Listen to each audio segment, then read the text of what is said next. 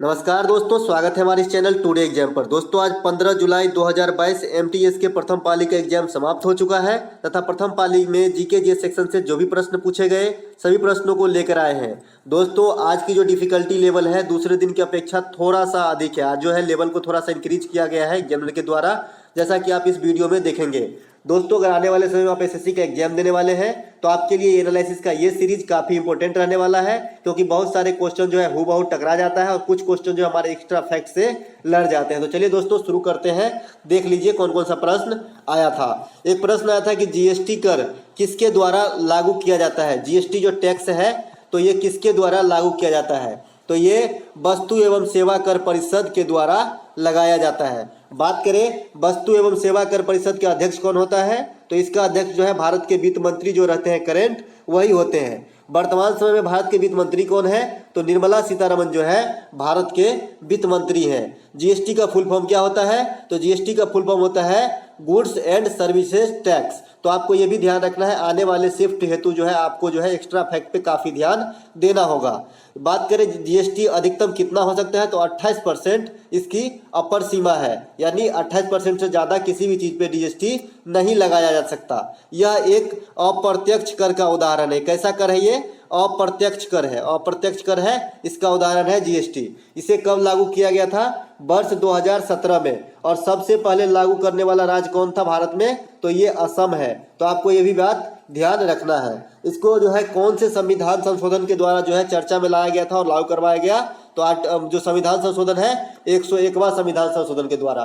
तो आपको इतना बात जीएसटी से याद रखना है, क्योंकि आज जीएसटी से पहली बार क्वेश्चन पूछा गया। आने वाले शिफ्ट में जो है पूछे जाएंगे जीएसटी से, आपको ये भी ध्यान रखना है। एक प्रश्न टी कृष्णा स्वामी से संबंधित आया था।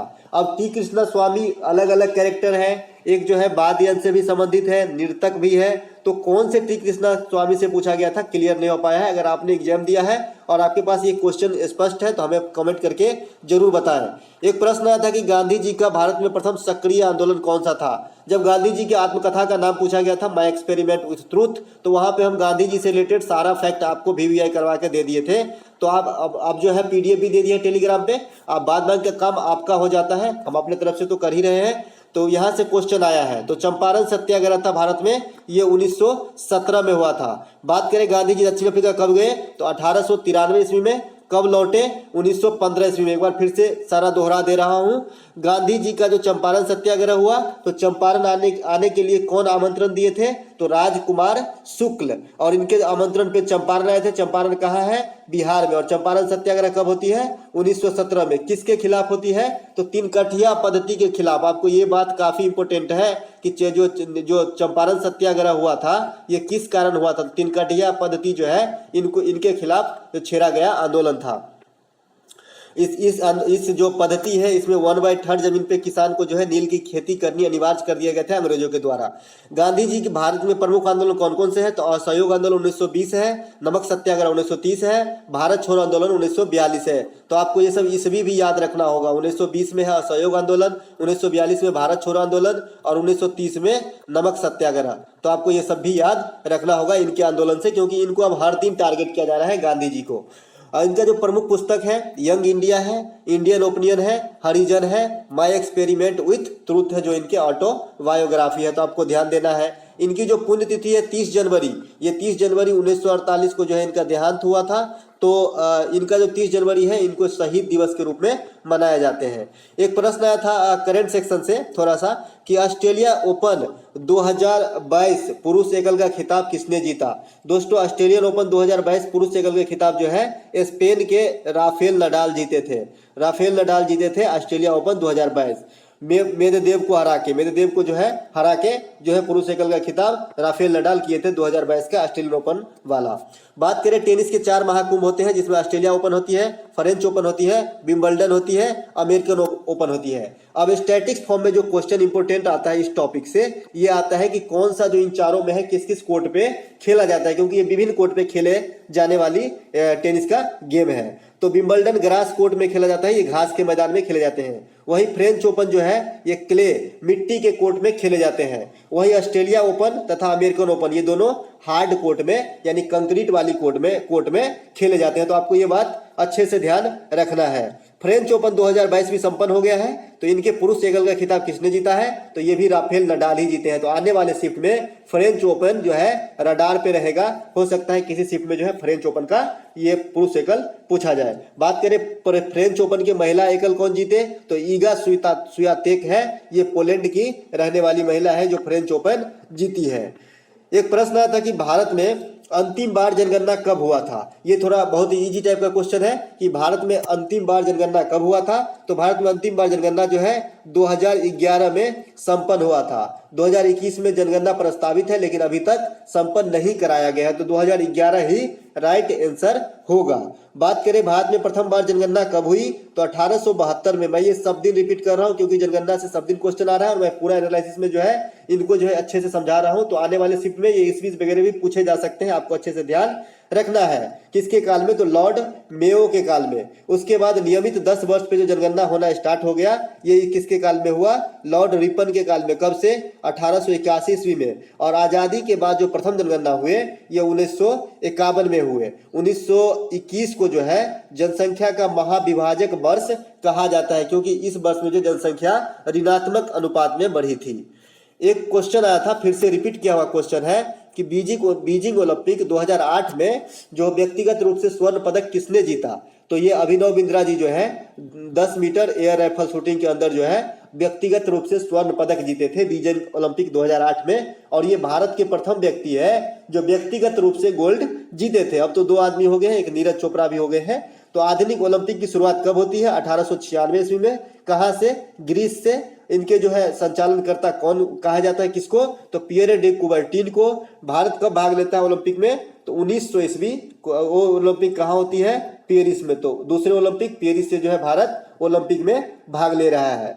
बात करें कि भारत अब तक कितने गोल्ड जीत चुके हैं, तो भारत अब तक जो है 10 गोल्ड जीत चुके हैं, जिसमें 8 हॉकी के अंदर है और 2 में से एक अभिनव बिंद्रा और एक नीरज चोपड़ा। तो इस प्रकार से 10 गोल्ड भारत के पास है। अभिनव बिंद्रा की आत्मकथा का नाम क्या है, ए शॉट एट हिस्ट्री। आपको ये भी ध्यान रखना है, इनकी आत्मकथा का नाम है। बात करें टोक्यो ओलंपिक में किसने स्वर्ण पदक जीता, तो नीरज चोपड़ा ने स्वर्ण पदक। किस खेल में, तो भाला फेंक में। कितने दूर भाला फेंके थे, 87.58 मीटर। तो आपको ये भी ध्यान रखना है, हो सकता है किसी शिफ्ट में ये आंकड़ा ही पूछ दिया जाए। बात करें भारत कुल कितने पदक जीते थे, तो 7 पदक जीते थे। एक प्रश्न आया था कि बारिश के फुहार के बाद, जब बारिश होती है उसके बाद जब बारिश कम हो जाती है तो इंद्रधनुष कहाँ दिखाई देती है। तो दोस्तों बारिश के फुहार के बाद जो है इंद्रधनुष सूर्य के विपरीत दिशा में दिखाई देती है, आपको ये ध्यान रखना है। इंद्रधनुष में कितने रंग होते हैं, तो 7 रंग होते हैं। वैसे भी सूर्य के प्रकाश कितने रंग से मिलकर बने हैं, तो 7 रंगों का मिश्रण है सूर्य का प्रकाश। एक प्रश्न आया था कि किस चोल राजा ने, कल भी चोल वंश से पूछा गया तीनों शिफ्ट में, और आज प्रथम शिफ्ट में अभी तक जो है चोल वंश से पूछ दिया गया है। तो चोल राजा ने गंगोई कोंड की उपाधि धारण किया था, वह कौन था, ऐसा क्वेश्चन आया था। तो जो गंगोई कोंड की उपाधि धारण किए थे ये थे राजेंद्र प्रथम। तो आपको ध्यान देना है, ये गंगोई कोंड की भी उपाधि जो है धारण किए थे। और चोल वंश के संस्थापक कौन है, तो चोल वंश के संस्थापक विजयालय है। ये किस लिए फेमस थे, तो ये नेवी का जो पावर है, नौसैनिक शक्ति, इनके लिए जो है ये फेमस थे चोल वंश। बात करें तंजौर में जो बृहदेश्वर मंदिर है जिसे राजराजेश्वर मंदिर भी कहा जाता है, तो इसका निर्माण कौन करवाया है, तो चोल शासक राजराज प्रथम ने करवाया है तंजौर के बृहदेश्वर मंदिर या राजराजेश्वर मंदिर को। दोस्तों बृहदेश्वर मंदिर या राजराजेश्वर मंदिर पूर्णतः ग्रेनाइट से बनने वाली भारत की प्रथम मंदिर है। वही मंदिर की बात आई है तो जो दक्षिण भारत की मंदिर है वो सभी द्रविड़ शैली में बनाए जाते हैं। किस स्टाइल में, द्रविड़ स्टाइल में। और उत्तर भारत की जो मंदिर है वो नागर स्टाइल में बनाई जाती है। तो आपको ये भी बात ध्यान रखना है। एक प्रश्न आया था कि किस भारतीय राज्य की तटरेखा की लंबाई जो है सबसे अधिक लंबी है। दोस्तों आज जो सवेरे हमने वीडियो पोस्ट किया करीब 8 बजे तीनों शिफ्ट का कंबाइंड वाला, उसका ये सबसे लास्ट जो है हमारे जो ओरली हमने बताए थे कि भारत में तटरेखा की लंबाई जो है कितनी है और सबसे लंबी तटरेखा वाली राज्य क्या है। अगर आपको वेरीफाई करना हो तो हमारी पिछली वीडियो पे जाइए और सबसे लास्ट जो है स्लाइड करके चले जाइए, आपको वेरीफाई हो जाएगा। तो यहाँ से क्वेश्चन पूछा गया है कि किस भारतीय राज्य की तटरेखा की लंबाई सबसे अधिक है, तो ये है गुजरात। सेकेंड स्थान आता है आंध्र प्रदेश का, और संपूर्ण भारत की तटरेखा की लंबाई कितनी है? 7516 किलोमीटर। तो आपको यह भी ध्यान देना है। एक प्रश्न आया था कि दिल्ली का नया कमिश्नर किसे नियुक्त किया गया है? दिल्ली का कमिश्नर नया बना है, आपको पता ही होगा अगर करंट आप पढ़ते हैं तो ये है राकेश अस्थाना को बनाया गया। बात करें राकेश अस्थाना पहले क्या थे, तो ये भूतपूर्व सीबीआई के निदेशक भी रहे हैं। दिल्ली का नया उपराज्यपाल भी बदल गया है। पहले जो है अनिल बैजल हुआ करता था, अब जो है VK सक्सेना दिल्ली का नया उपराज्यपाल है। तो करंट सेक्शन से अगर दिल्ली को छेड़ा है तो दिल्ली का आप उपराज्यपाल हमारे तरफ से इंपोर्टेंट रख लीजिए आने वाले समय के लिए। तो ये VK सक्सेना है जो अनिल बैजल का स्थान लिया है। बात करें मुख्यमंत्री कौन है, तो अरविंद केजरीवाल है। एक प्रश्न रिपीट किया गया है कि उस्ताद अल्लाह रखा का संबंध किस वाद्य यंत्र से है? दोस्तों वाद्य यंत्र पे कंप्लीट वीडियो आपको प्रोवाइड करा चुका हूँ, PDF भी दे चुका हूँ, आगे का काम आपका है। तो अल्लाह रखा जो है ये तबला से संबंधित है, पंडित रविशंकर सितार से संबंधित है, पंडित बिरजू महाराज कत्थक से संबंधित है। पंडित बिरजू महाराज का मूल नाम क्या है, तो ब्रिज मोहन शर्मा है। क्या है? ब्रिज मोहन शर्मा जो है पंडित बिरजू महाराज का ओरिजिनल नाम है। इनका हाल में ही निधन हो गया, इसीलिए इंपोर्टेंट है। असद अली खान किस वाद्य यंत्र से संबंधित है, तो ये बीना से संबंधित है। हरिप्रसाद चौरसिया और पन्नालाल घोष ये दोनों बांसुरी से संबंधित है। N राजन वायलिन से संबंधित है। तो आपको इतना बात ध्यान रखना है आने वाले शिफ्ट के लिए। एक प्रश्न पूछा गया था दोस्तों कि राष्ट्रपति की कार्यपालिका की शक्ति किसमें निहित होती है? तो दोस्तों राष्ट्रपति की जो कार्यपालिका की शक्ति है यह आर्टिकल 53 में निहित होती है। मैं आपको एक शॉर्ट ट्रिक बताता हूं, इसे याद रखने का तरीका आप याद रखेंगे। प का नी को का दियो दशम, आप इन सब को जो है 52 से लेकर 61 तक जो है रिलेट कर दीजिए। जैसे आर्टिकल 52 में राष्ट्रपति का पद होना लिखा गया है, आर्टिकल 53 में कार्यपालिका का प्रधान, जो ये क्वेश्चन है। अगला जो हो जाएगा 54, तो इसमें निर्वाचन है।